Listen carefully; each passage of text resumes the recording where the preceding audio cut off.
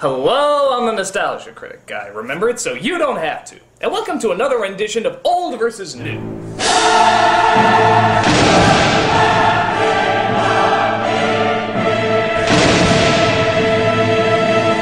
Has wax on, wax off ever really taught anybody karate?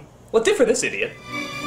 The Karate Kid, a hokey but still pretty effective sports film, centered around a kid named Daniel, who moved from Jersey to the Valley and keeps getting his ass whooped by a group of karate experts named Cobra. Cobra! Kai. Oh. Well, could you ever do an old versus new with us in the G.I. Joe movie? The movie loses. Awesome!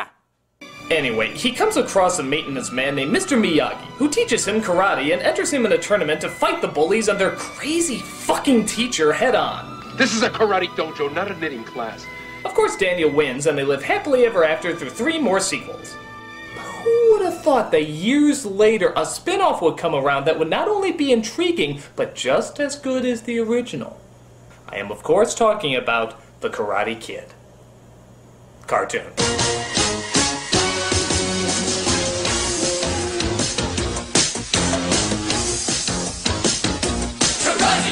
Oh, hell yeah, Daniel and Mr. Miyagi are traveling the world to save the shrine! Look at this, they got motorcycles, airplanes, Amazon gods! He's even walking on a fucking torpedo! Blow some shit up! Oh yeah!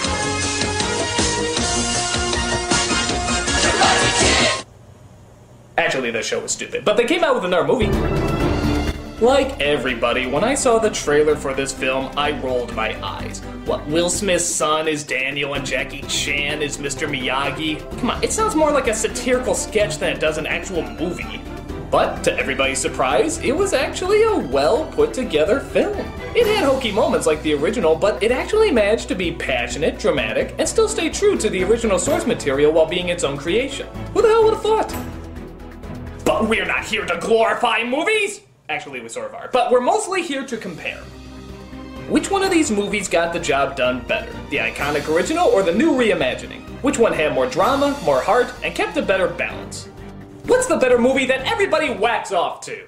That sounded really bad. This is Old vs. New Karate Kid.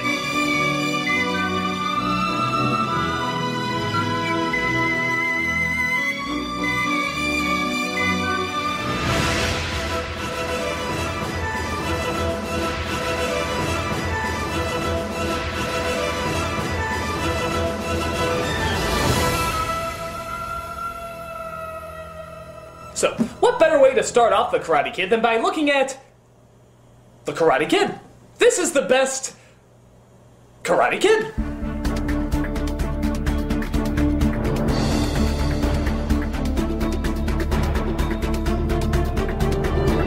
Now, both these actors do a good job representing their characters and their age range. They're both tough, but sensitive too. They're not super strong, but they never back down from a fight. And they're both charming and cocky, but also know when to shut up and focus. In the original, Daniel, played by Ralph Macchio, moves from Jersey to the Valley and has a hard time fitting in. I want to hear the truth. No, you don't want to hear the truth. All you want to hear is how great it is out here. Well, it may be great for you, but it sucks for me. I hate this place. I hate it. I just want to go home.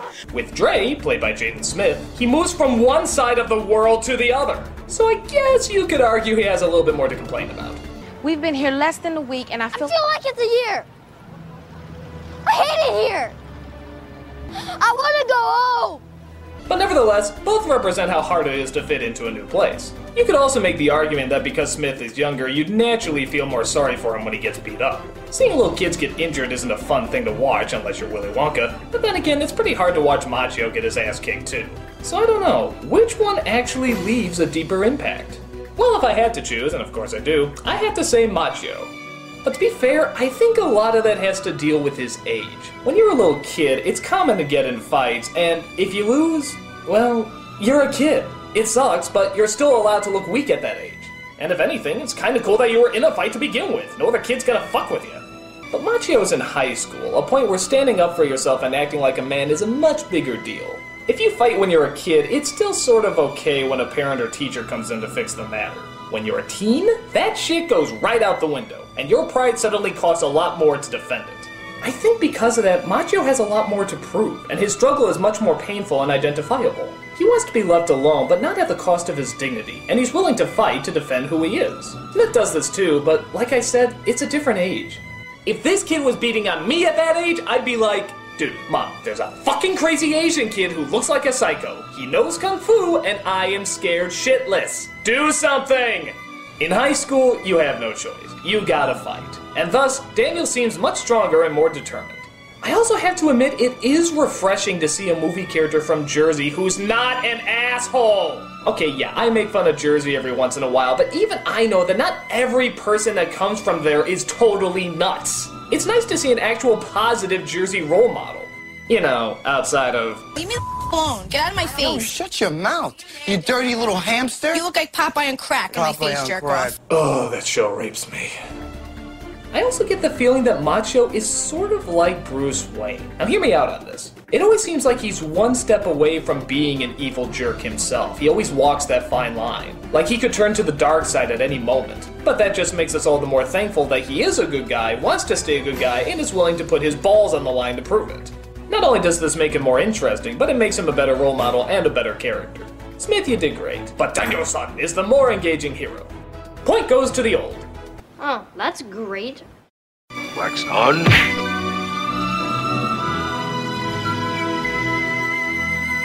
But remember, there are no bad students, only bad teachers. And what kind of teacher makes his student paint a fence while learning karate?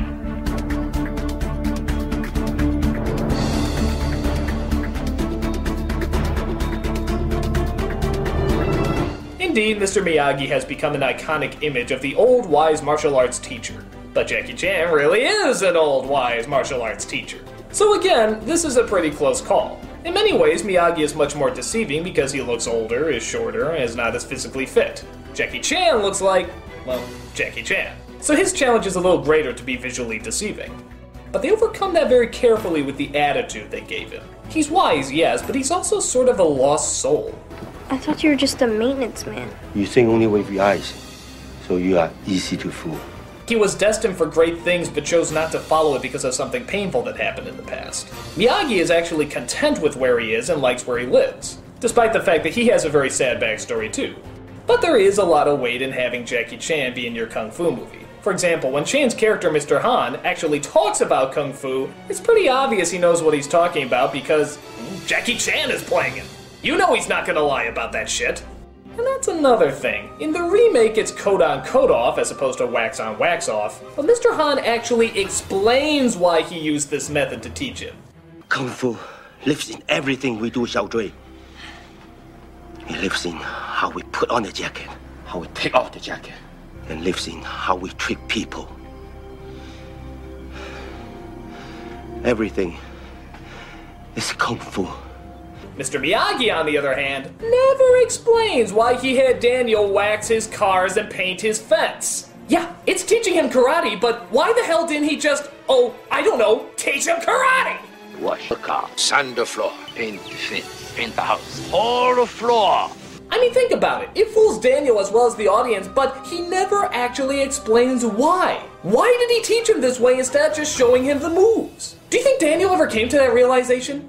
Hey, Mr. Miyagi, why'd you have me paint your fence? To teach you karate! Yeah, but why didn't you just show me the moves instead of having me paint your fence?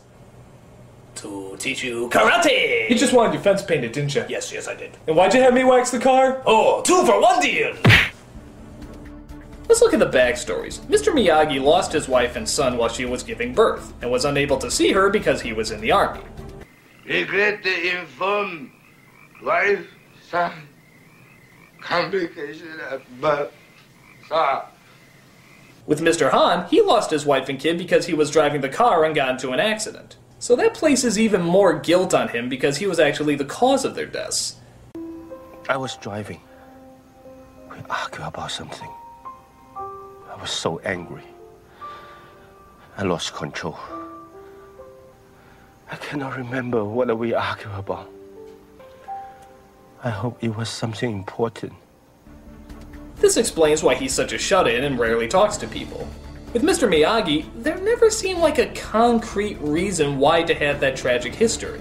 Maybe the idea is that Daniel is the closest thing to a son he ever had, but even then, it's a little vague. It's ironic because I should like Mr. Miyagi more because he's much more confident and wise. But honestly, Mr. Han is the more interesting character. It's one of the few times I didn't see Jackie Chan in a performance, and I sort of forgot that he actually can do drama. He's done it in the past and can do it quite well if in the right movie. But aside from that, Mr. Han is more complex and has more weaknesses to overcome. They both learn from each other and make one another stronger. In the original, it was very much teacher-taught student, but here they actually teach each other, which feeds into the whole balance subtext that both films are working with. Plus, Mr. Han can hold fucking fire in his hand! That's just awesome! Again, both do wonderfully, but Mr. Han is the more juicy performance, allowing for a lot more strength and heart to be shown and developed. Point goes to the new. I think you talk too much. Attitude.